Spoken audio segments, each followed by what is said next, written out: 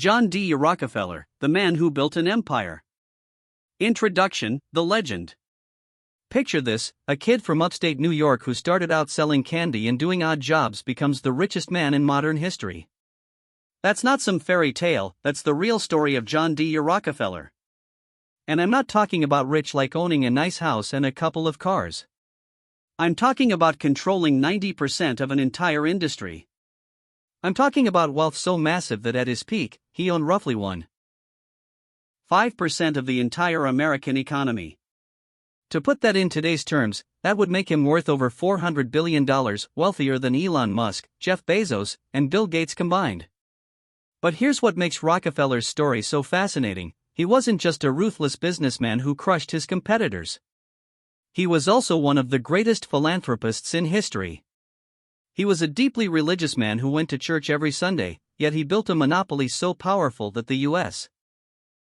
government had to literally break it apart. He was a walking contradiction, and that's exactly what makes his story so incredible. So buckle up, because we're about to dive deep into the life of a man who changed America forever. The early years, humble beginnings. John Davison Rockefeller was born on July 8, 1839, in Richford, New York. Now, when I say his childhood was complicated, I'm putting it mildly. His father, William Avery Rockefeller, was what you might call a colorful character. And by that, I mean he was basically a con man. William called himself Dr. William Rockefeller and traveled around selling miracle cure elixirs. Spoiler alert, they didn't cure anything. He'd be gone for months at a time, leaving the family with barely enough money to survive. But here's the kicker: William was actually living a double life. Later in life, it was discovered that he had a second family in another state under a different name. Yeah, John's dad was that kind of guy. But if William was unreliable, John's mother, Eliza, was the complete opposite. She was deeply religious, disciplined, and tough as nails. She had to be. She was essentially raising 5 kids on her own while her husband was out selling medicine. Eliza was a devout Baptist, and she drilled into young John the values of hard work, discipline, and faith. Every Sunday, no matter what, the family was in church. Every penny was accounted for. Waste was a sin. Young John learned early that if you wanted something in life, you had to work for it. Nobody was going to hand it to you. At age 7, he was already working raising turkeys, selling candy to neighbors, doing odd jobs for anyone who would pay him. And here's what's crazy: even as a little kid, he was obsessed with money. Not in a greedy way, well, maybe a little, but more like he saw money as a tool, as power, as security that his father never provided. He kept a little ledger where he wrote down every penny he earned and every penny he spent. This wasn't normal kid behavior. Most 7-year-olds aren't tracking their finances. But Rockefeller wasn't most kids. He'd loan money to neighbors and charge them interest. At 7 years old, his siblings used to call him the methodical one. The first job, learning the game. In 1855, when Rockefeller was 16, the family moved to Cleveland, Ohio. Cleveland was booming. It was becoming a major hub for commerce and shipping thanks to its location on Lake Erie. Young John had finished high school, but college wasn't in the cards. His family couldn't afford it, and honestly, Rockefeller didn't see the point. He wanted to get to work. He spent weeks going door to door at every business in Cleveland, looking for a job. Weeks. Most kids would have given up after a few days of rejection, but not Rockefeller. Finally, he landed a position as an assistant bookkeeper at Hewitt & Tuttle, a small produce commission firm. His starting salary? 50 cents a day. Now, this is where most people would just clock in, do their job, and clock out. But Rockefeller? He was like a sponge. He absorbed everything. He studied how the business worked, how deals were negotiated, how profits were calculated. He made himself indispensable. He worked longer hours than anyone else. He never complained. And most importantly, he understood something that most people miss: it's not about working hard, it's about working smart. Within a few years, Rockefeller was basically running the place. but he was still making a modest salary. So in 1859, at just 19 years old, he made a bold move. He partnered with a guy named Maurice B. Clark and started his own commission business. They dealt in hay, grain, meats. Basically whatever they could buy and sell for a profit. And business was good. Really good. Why? Because in 1861, the Civil War broke out, and armies needed to be fed. Rockefeller and Clark made a fortune selling provisions to the Union Army. But here's the thing about Rockefeller: he didn't fight in the war. He paid $300 for a substitute to fight in his place, which was completely legal at the time. Some people criticized him for this, but Rockefeller was practical. He believed he could do more good building a business than carrying a rifle. By 1863, Rockefeller was doing well, but he wasn't satisfied. He was always looking for the next opportunity, the next angle, the next big thing. And then he found it: oil. The oil rush, seeing the future. In the 1850s and 60s, America was going through an oil rush, but it wasn't like the California gold rush. It was messier, more chaotic, and way more complicated. See, in 1859, a guy named Edwin Drake drilled the first commercial oil well in Titusville, Pennsylvania. Suddenly, oil was everywhere. But here's the problem: nobody really knew what to do with it. The technology was primitive, the market was unstable, and for every guy who struck it rich drilling for oil, 10 more went bankrupt. It was pure chaos. Speculators were drilling wells left and right, prices were swinging wildly, and most people thought the whole thing was a gamble. Most people. Not Rockefeller. Rockefeller looked at the oil industry and saw something different. He didn't see chaos, he saw opportunity. But unlike all the wildcatters who were obsessed with drilling, Rockefeller saw that the real money wasn't in getting the oil out of the ground. The real money was in refining it, turning crude oil into kerosene that could be used in lamps. Because here's the thing: in the 1860s, most Americans were still lighting their homes with whale oil or candles. Kerosene was cheaper, cleaner, and better. Rockefeller knew that whoever controlled the refining process would control the entire industry.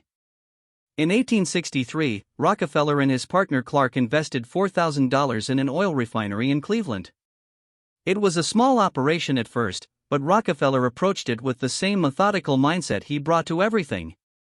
He studied every aspect of the refining process. He figured out how to reduce waste, increase efficiency, and cut costs.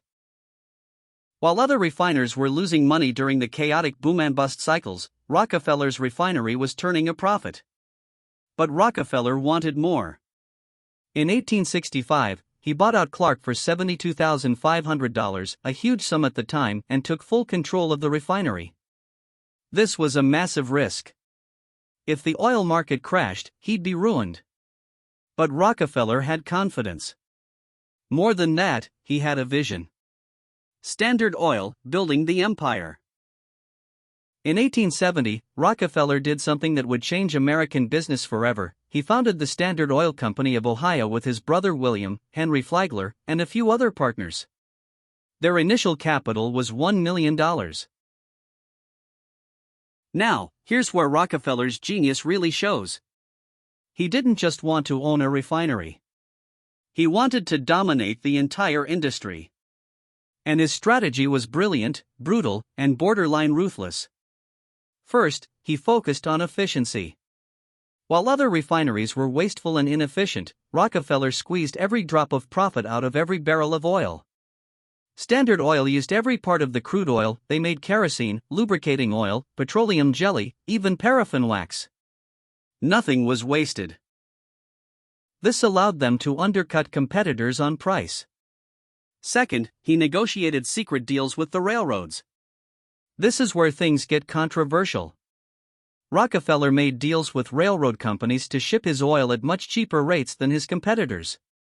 But it gets worse: not only did he get cheaper rates, but the railroads actually gave him rebates on his competitors' shipments. That's right, every time a competitor shipped oil, Rockefeller got paid. It was brilliantly devious. Third, he bought out his competitors. Rockefeller would approach struggling refineries and make them an offer: sell to Standard Oil or get crushed. Most took the deal. Those who didn't, well, Rockefeller would drop his prices so low that they couldn't compete. He'd operate at a loss just to drive them out of business. Once they were bankrupt, he'd buy their assets for pennies on the dollar. By 1872, Standard Oil controlled about 10% of American oil refining. By 1880, they controlled 90%. 90%. Think about that. One company, controlling almost the entire industry. It was unprecedented. But Rockefeller didn't stop there. He started buying up pipelines, oil terminals, and even tank cars. He wanted to control every step of the process, from drilling to distribution. This is what we now call vertical integration, and Rockefeller was the master of it. The Standard Oil Trust, genius or greed? In 1882, Rockefeller did something even more innovative and controversial. He created the Standard Oil Trust.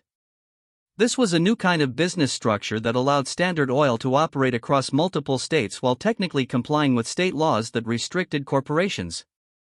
Here's how it worked: shareholders of Standard Oil companies in different states would transfer their shares to a board of 9 trustees.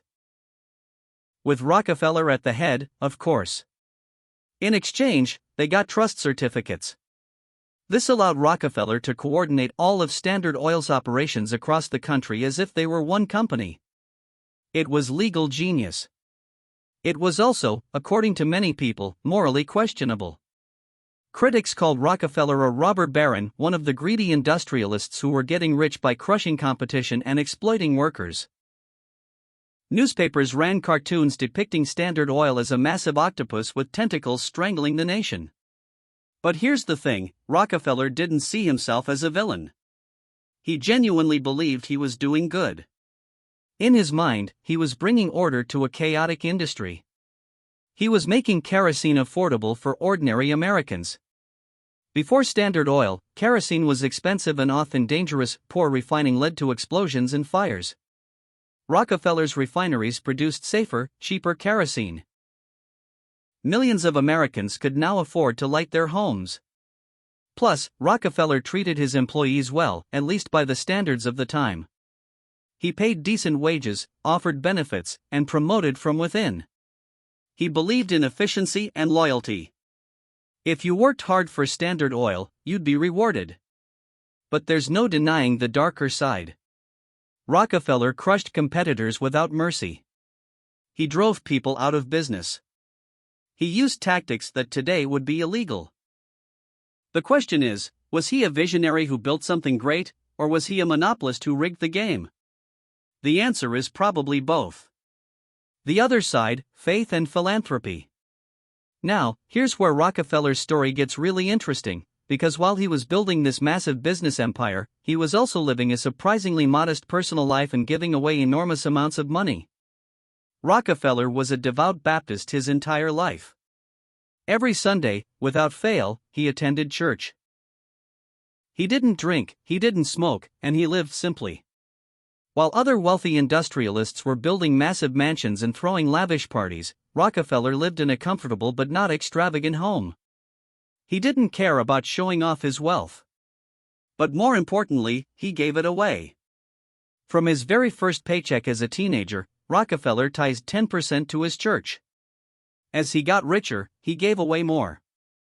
By the time he was in his 40s, he was giving away millions. In 1889, he hired Frederick Gates, a Baptist minister, to help him organize his philanthropy. Together, they revolutionized charitable giving.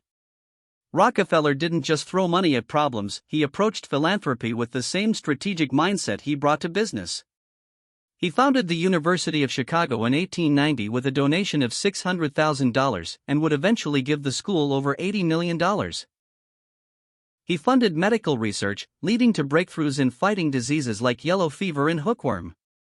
He established the Rockefeller Institute for Medical Research, which became Rockefeller University, one of the world's leading research institutions. In 1913, he created the Rockefeller Foundation with a $250 million endowment, over $6 billion in today's money. The foundation funded public health initiatives, education, and scientific research around the world. It helped eradicate hookworm in the American South, funded the research that led to the yellow fever vaccine, and supported the Green Revolution that saved millions from starvation. By the time of his death, Rockefeller had given away about $540 million, roughly half his fortune. Adjusted for inflation, that's over $11 billion today. So here's this guy who ruthlessly crushed his business competitors, but also funded schools, hospitals, and research that saved millions of lives. He was a walking contradiction. Critics said he was just trying to buy a clean conscience, to whitewash his reputation. Rockefeller said he was fulfilling his Christian duty. The truth? Probably somewhere in between. The government strikes back. By the early 1900s, the American public was getting fed up with big business trusts like Standard Oil. There was a growing progressive movement that believed these monopolies had too much power and needed to be broken up. In 1890, Congress passed the Sherman Antitrust Act, which made it illegal to monopolize trade. It was aimed directly at companies like Standard Oil, but for years, it wasn't enforced. That changed in 1901 when Theodore Roosevelt became president. Roosevelt was a trustbuster. He believed that monopolies were bad for America and needed to be broken up. And his biggest target was Standard Oil. In 1906, the federal government filed a lawsuit against Standard Oil, accusing it of violating the Sherman Antitrust Act. The case dragged on for years, but in 1911, the Supreme Court ruled against Standard Oil. The company was ordered to break up into 34 separate companies. This should have been a disaster for Rockefeller. Instead, it made him even richer. See, Rockefeller owned stock in all the companies that Standard Oil was broken up into. And once they were separate companies, their stock prices actually went up. Companies like Standard Oil of New Jersey, which became Exxon, Standard Oil of New York, which became Mobil, and Standard Oil of California, which became Chevron, all thrived. Rockefeller's wealth actually increased after the breakup. The man was so rich that even the government breaking up his company couldn't hurt him financially. Retirement and later years. By 1897, Rockefeller had officially retired from day-to-day management of Standard Oil, though he remained the largest shareholder. He was in his late 50s and wanted to focus on his health, his family, and his philanthropy. And health was actually a major concern. In his 50s, Rockefeller developed alopecia, a condition that caused all his hair to fall out. His head, his eyebrows, everything. He started wearing a wig. He also suffered from digestive problems, likely stress-related. Doctors warned him that if he didn't slow down, he'd die young. So Rockefeller slowed down. He moved to an estate in Pocantico Hills, New York, overlooking the Hudson River. He played golf badly, but enthusiastically. He spent time with his grandchildren. He focused on his philanthropy. And he lived simply, despite being the richest man in the world. Rockefeller had married Laura Celestia Seti Spellman in 1864, and by all accounts, it was a happy marriage. They had 4 daughters and 1 son. John D. Rockefeller Jr. Seti was as devout and frugal as her husband, and she supported his philanthropic efforts. She died in 1915, and Rockefeller was devastated. But he kept going. He lived to see the automobile age, which created massive new demand for oil, though now for gasoline instead of kerosene. He lived to see his companies become some of the most powerful corporations in the world. He lived to see his son continue his philanthropic legacy. John D. Rockefeller died on May 23, 1937, at the age of 97. He died in his sleep at his home in Ormond Beach, Florida. At the time of his death, his wealth was estimated at about $1.4 billion. Roughly $26 billion in today's dollars. But that doesn't account for inflation properly. As I mentioned earlier, his wealth at its peak was about 1.5% of the entire U.S. economy, which today would be over $400 billion. Legacy, the man who changed everything. So what's Rockefeller's legacy? It's complicated. On one hand, he was a monopolist who crushed competition and used questionable tactics to build his empire. He rigged the system in his favor, made secret deals, and drove people out of business. If you were one of his competitors, he probably ruined your life. On the other hand, he revolutionized the oil industry and helped fuel America's industrial growth. He made kerosene and later gasoline affordable and accessible to millions. He created thousands of jobs. He gave away half his fortune and funded institutions that saved millions of lives. Rockefeller also fundamentally changed how business works. Vertical integration, strategic philanthropy, corporate trusts, these concepts that we take for granted today, Rockefeller either invented or perfected them. Modern corporations, for better or worse, are built on models that Rockefeller pioneered. And his philanthropic legacy is still with us. The University of Chicago is one of the world's leading universities. Rockefeller University continues to do groundbreaking medical research. The Rockefeller Foundation is still active, working on global health and development issues. Countless lives have been saved because of institutions Rockefeller funded. His family continued his legacy too. The Rockefellers became one of America's most influential families, involved in banking, politics, philanthropy, and more. His son, John D. Rockefeller Jr., carried on the philanthropic work, donating the land for the United Nations headquarters in New York and funding the restoration of colonial Williamsburg. His grandson, Nelson Rockefeller, became Vice President of the United States. But maybe the most interesting thing about Rockefeller is how he saw himself. He genuinely believed he was doing God's work. He believed that his business success was a blessing from God, and that it was his duty to use that wealth for good. Whether you believe him or not is up to you. The contradictions. The thing is, you can't understand Rockefeller if you try to make him purely good or purely bad. He was both. He was a devout Christian who went to church every Sunday and gave away half his fortune, and he was also a ruthless businessman who destroyed competitors and built a monopoly. He was a man who lived modestly and hated waste, and he was also the richest person in modern history. He was a philanthropist who funded education and medical research, and he was also criticized as a robber baron who rigged the system. These contradictions don't make him a hypocrite, they make him human. Rockefeller lived in a time when there were no rules for what he was doing because nobody had done it before. He was making it up as he went along. He was operating in a capitalist system that rewarded efficiency and ruthlessness, and he played the game better than anyone. The question isn't whether Rockefeller was good or bad. The question is, what can we learn from him? We can learn that success requires obsessive attention to detail. Rockefeller tracked every penny, optimized every process, and never stopped looking for ways to improve. We can learn that long-term thinking beats short-term greed. Rockefeller could have extracted maximum profits from Standard Oil, but instead, he reinvested in the company, built it for the long haul, and became far richer as a result. We can learn that with great wealth comes great responsibility. Rockefeller understood that he couldn't take his money with him, and that it was his duty to use it for good.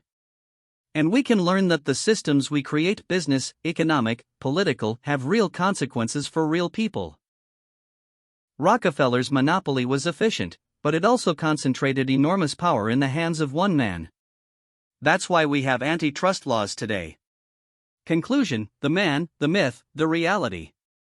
John D. Rockefeller died nearly 90 years ago, but we're still talking about him. We're still debating whether he was a hero or a villain. We're still studying his business strategies. We're still benefiting from the institutions he funded. He was a kid from upstate New York who became the richest man in history.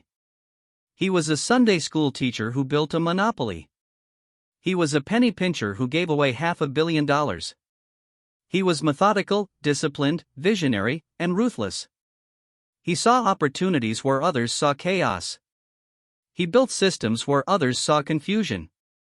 He thought in decades when others thought in days.